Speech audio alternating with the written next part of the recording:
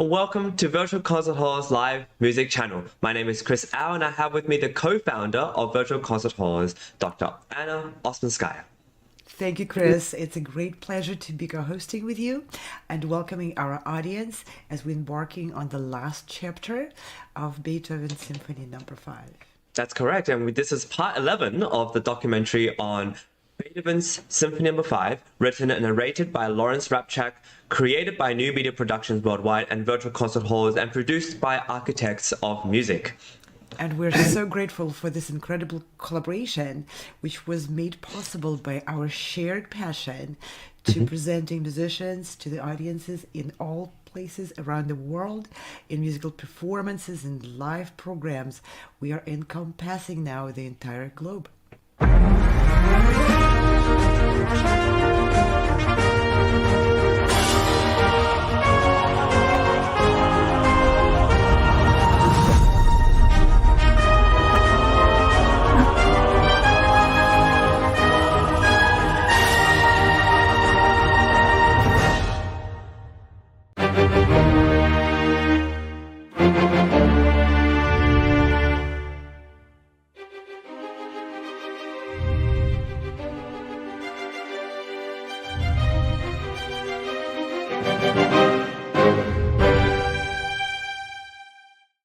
And now the four themes all reappear as before, except, as we know, in sonata form, everything in the recap stays in the tonic key of C major.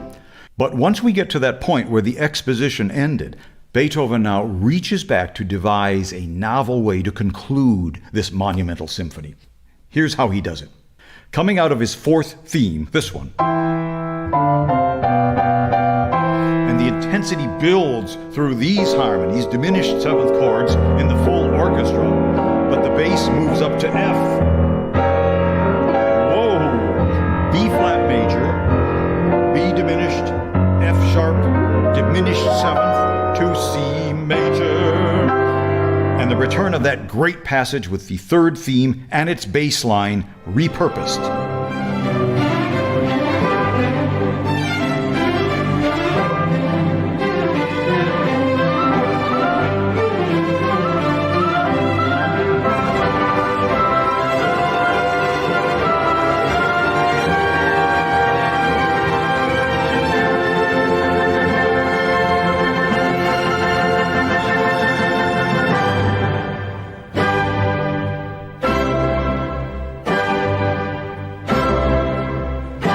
And Beethoven focuses, concentrates the incredible energy into those powerful, isolated chords. G, the dominant. C, the tonic. G, C, G. More on this simple tonic-dominant progression in just a minute. But the stage is now set for a new theme, played solely by the two bassoons. And the horns echo it softly. But it's not actually a new theme, even though the big setup seemed to indicate that it is. It's actually derived from the finale's second theme, the patriotic one.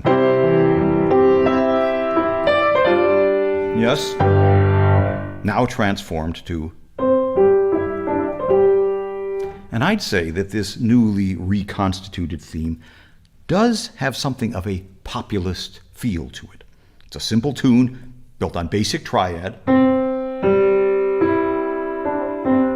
and its continuation, and the rolling accompaniment that's in the strings that gains momentum, with banners waving in the breeze, maybe, cascading waves of song. And we've heard this motif back in the development section. Now with the piccolo standing in for the military fife. And this charming rococo-ish cadence.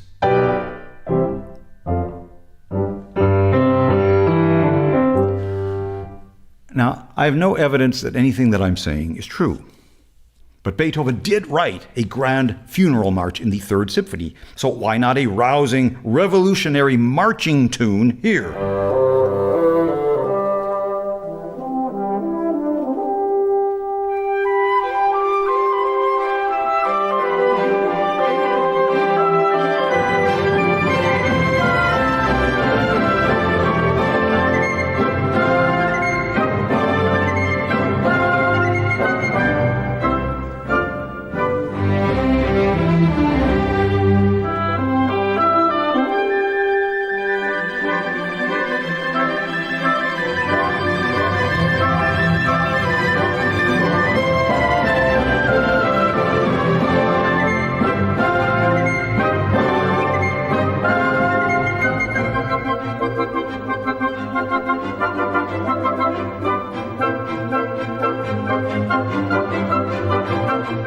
Beethoven repeats this new harmonic passage with B flat and A flat in the bass, like so, while breaking up the rhythm and accelerating the tempo and crescendoing all at the same time right into the coda at breakneck speed.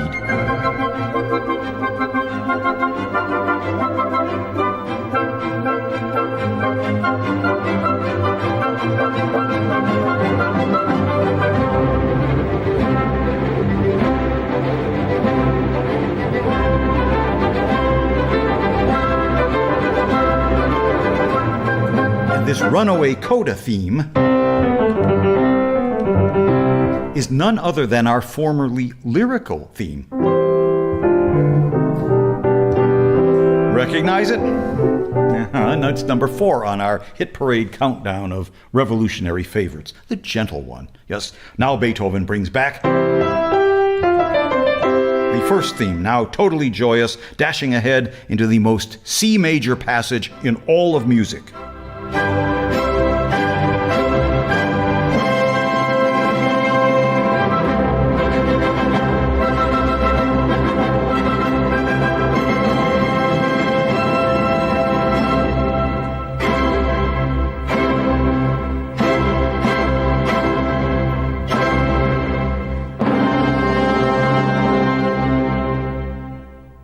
The final 28 measures of this symphony, all C major, all the time, no doubt about it. Every possible rhythmic permutation of the C major chord from the full orchestra without a single G dominant chord anywhere in sight.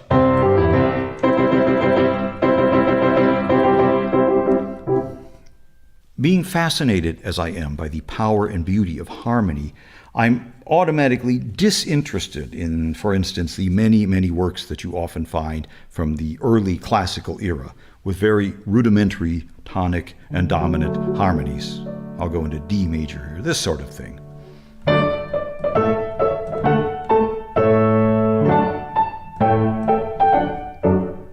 There's a lot of this where it's just tonic, dominant, tonic. But Beethoven, through the sheer force of his creative power, could take these same 2 chords, tonic and dominant, reducing his harmonic plan to the absolute minimum, its most primal, and along with his astounding imagination and technique, the elemental simplicity of these harmonies actually helped him to conceive, design, and construct music of titanic power and grandeur. The blinding force of the 4th Symphony's introduction, as we saw, entirely sustained on that dominant chord.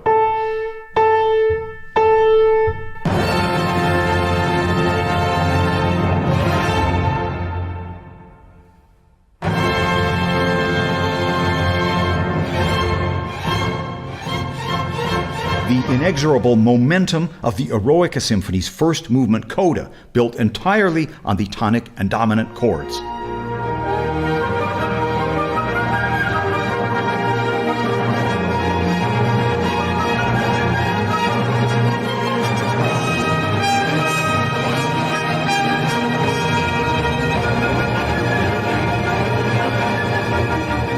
Or in the Eroica's finale, the coda, the boundless driving energy, all built on simple repetitions of tonic and dominant chords.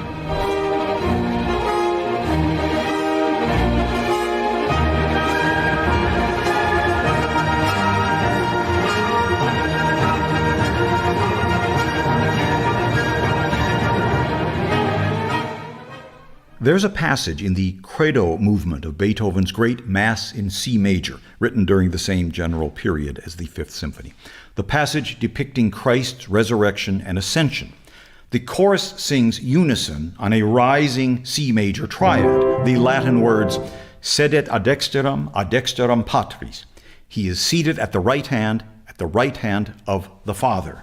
Like so. It's all unison in octaves. Sedet ad dexteram ad dex. And on the word patris, Father, the chorus breaks into a full C major chord, the timpani charging ahead, the strings ascending, then they descend. And it all happens on a single C major chord. Beethoven doesn't even need a dominant chord anywhere. The recording we have here is played on original instruments, so the pitch is a bit lower. But still, we are carried aloft by this brief and stunning passage.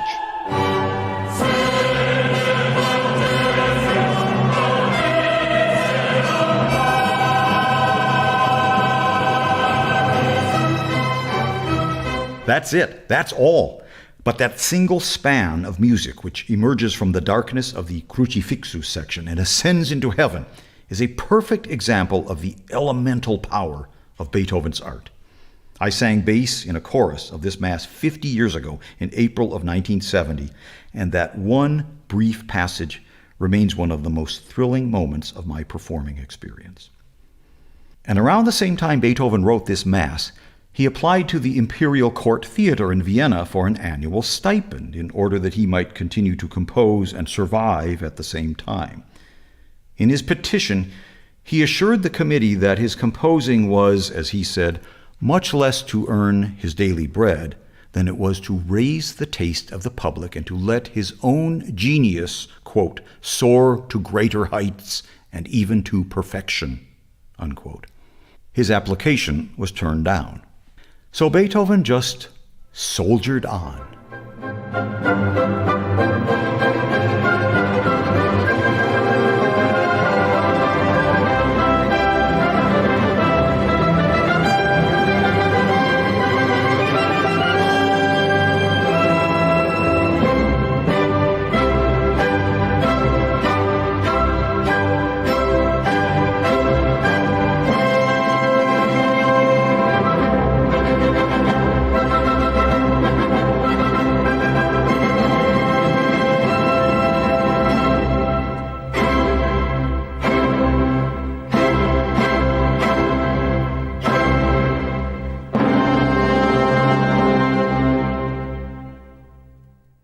I'm Lawrence Rapchak, and thank you for listening.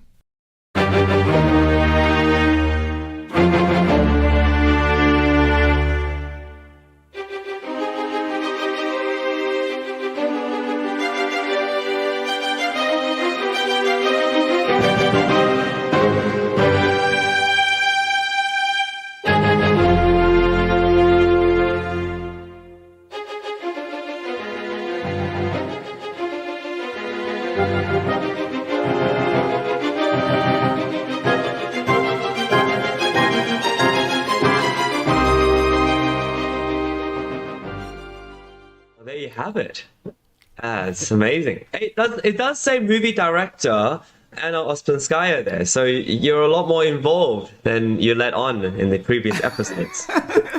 This was an incredible experience to be in the role of directing this film, but the director of the film is not what people might assume.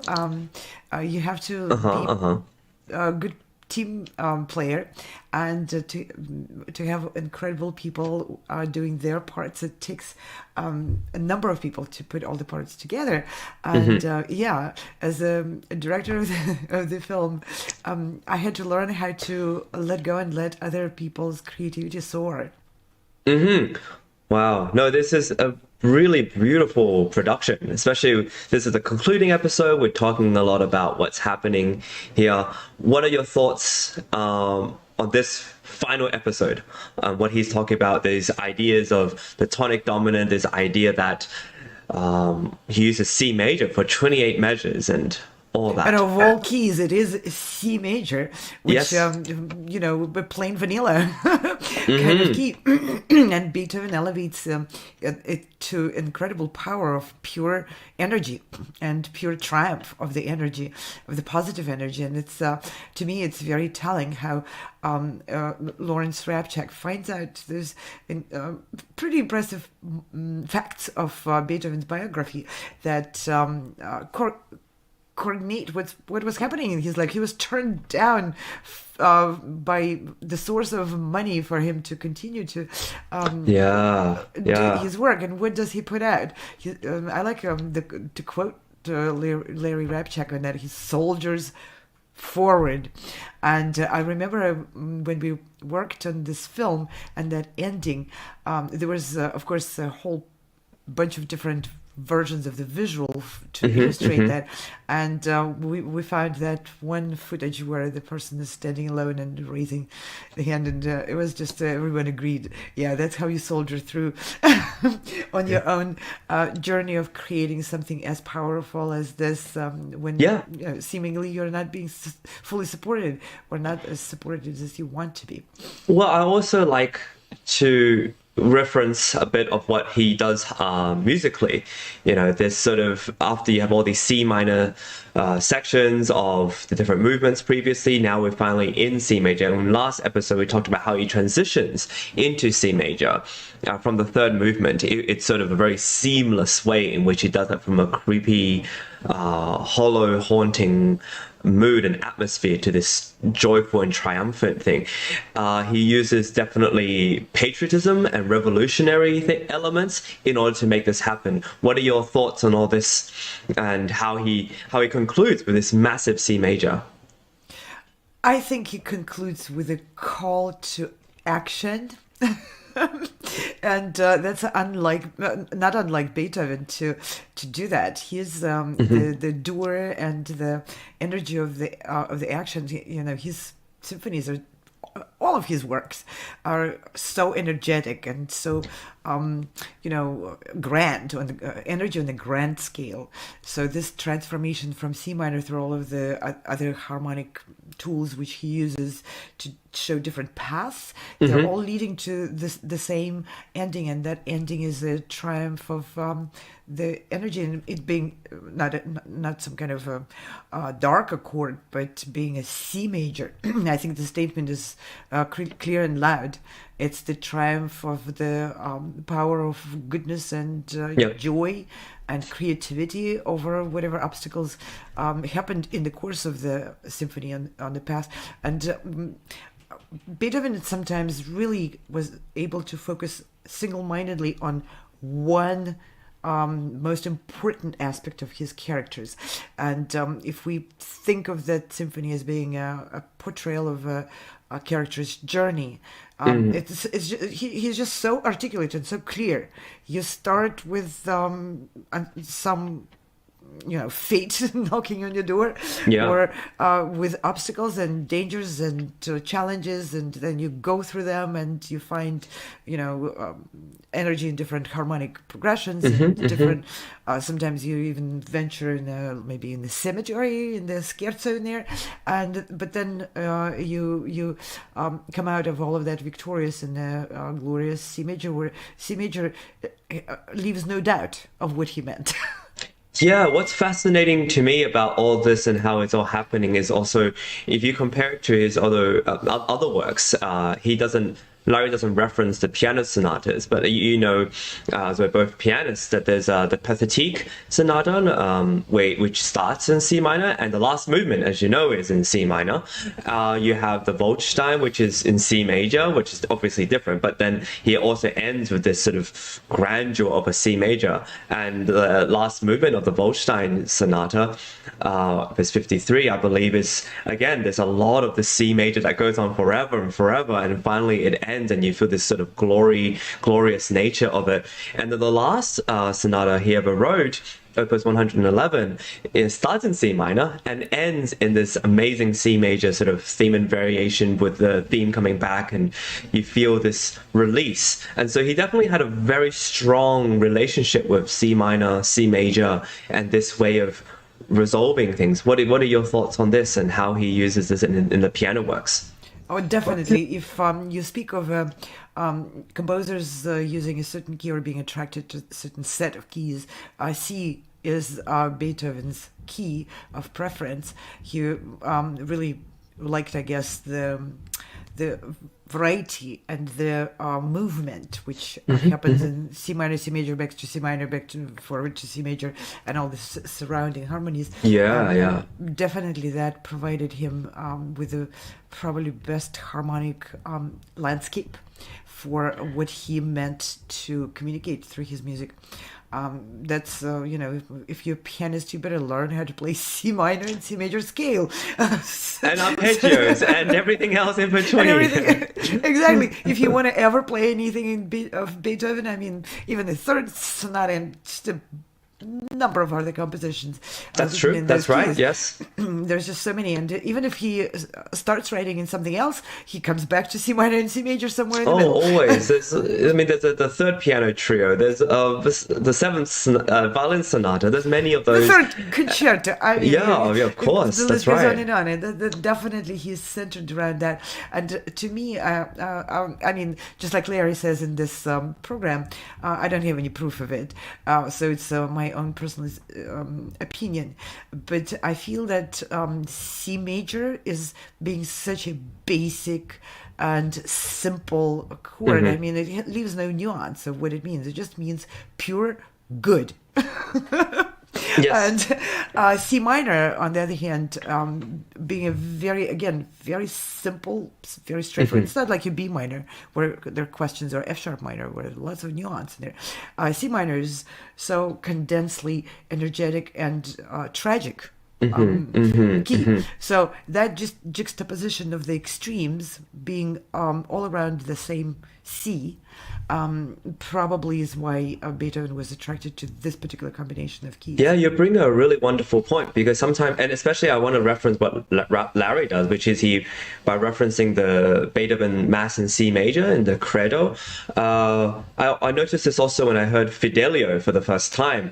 You finally are able to put words, or you find words and meaning to the keys that he uses. So depending on the mood, he would actually use a different key for the aria, and you get a little bit more of a sense of what that key really means to him. And so when Larry was saying that after the sort of crucified part of the Credo, to have the Father, the glory of the Father, he really reveals what C major means to him. It's this sort of absolute glory of heaven, and the skies and the heights of it all.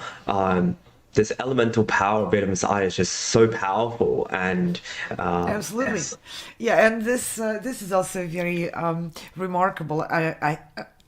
I don't think anyone else before Larry actually counted the 28 measures of C major at the end of the symphony. I knew it was long, but I never bothered to count. And 28 measures is a lot, written all in C major. And true, a lot of composers engaged in this dominant, tonic, dominant, tonic, dominant, tonic. There's even comic versions of it, like, okay, when is it going to end, kind of thing. But here it just feels like it needs that many measures to fill the bucket, to fill the amount of joy we have at the conclusion of the story being told by that symphony. Yeah, I think it's no accident. Beethoven wasn't just running out of material, or nor was he just trying to fill space or fill time. He really had intended all this. And even if you see of how he uses this sort of idea within other symphonies, which Larry portrayed, if you look at a lot of the score, there's a lot of underlying rhythmical techniques, or different ways in which he rouse up the momentum of these progressions, or just the one chord in itself. It's never just one chord held on for 28 measures. It's a series of different things, different themes he brings back, different rhythmic gestures. It's always filled with some sort of movement. Yeah, it does feel like you're on a very fast-paced train, going up and up and up on the C major, and just like our team finished it with pictures and popping up with the last chords, and they are getting further and further, more and more grand scape, and then finally ending with a globe on the last chord. We were trying to really portray that feeling of acceleration, of arousal, of ascent, with every next step Beethoven takes in that C major at the end of the coda. Yep. Well, I think this is a wonderful way for us to wrap up our time together with this Beethoven's Fifth Symphony. We have an incredible symphony coming up next, which, as Larry pointed out, was premiered on the same evening as this symphony. Very drastically different and contrasting. I mean, Beethoven, as a little introduces programmatic music, something to do with this description, of what's happening in each scene. And this is, of course, Beethoven's Sixth Symphony, the Pastoral, and we're really looking forward to that. And I want to thank the team and our collaborators, New Media Productions, Virtual Concert Halls, and movie director Dr. Anna Sospaya over here, and architects of music, and Larry Rapchak, the amazing Larry Rapchak, who really brings in not just the knowledge of this piece, but of all these other musical contexts, historical contexts, and I think he's also bringing a little bit of a political context into it as well. And so we're really grateful. Beethoven was not shying from politics. Not at all. He was very social life oriented, so that was a big part of it. And I'm grateful that Larry Rapchak brings all those multiple aspects which went into Beethoven's creation. It wasn't just writing notes on the paper, and he really opens up the universe of Beethoven's creation and what went into it. And this is really a wonderful way for me personally to revisit this project, and I'm so looking forward to the next symphony and the next and the next. Likewise. Yeah, me too. And thank you also, Dr. Anna, for putting this all together. You're one of the masterminds behind this, and we have a bunch of other events, as you know, so there's plenty to look forward to. Yes, Chris, thank you for co-hosting and helping me introduce these programs to everyone. It's a great pleasure to have you with us. Yeah, and so for any other future events, please check out our website at virtualconcerthalls.com. We also have many other events you can find on soundexpressivocompetition.com, as well as progressivemusicians.com and coda.com. We have some upcoming deadlines for you to all check out, and so it's really exciting. And with that, thank you for joining us for this entire documentary series on Beethoven's Fifth Symphony, narrated by the amazing Larry Rapchak. And with that, we'll see you for next time. Part 1 of Beethoven 6. Bye for now. No matter where you are or who you are, music connects us all. We started with a dream, but now we are paving the future. Welcome to the Sound Espressiva Global Competition. Fully virtual, yet bringing musicians closer together than ever before, now on a global scale. True live, inclusivity, diversity, connection, community, an extraordinary array of judges. Get noticed by companies all over the world. Prizes, scholarships, performance opportunities. Apply to be a part of the most exciting congregation of artists like nothing you've ever seen before. We guarantee quality and leave no musician behind. We can't wait to hear you on the virtual stage.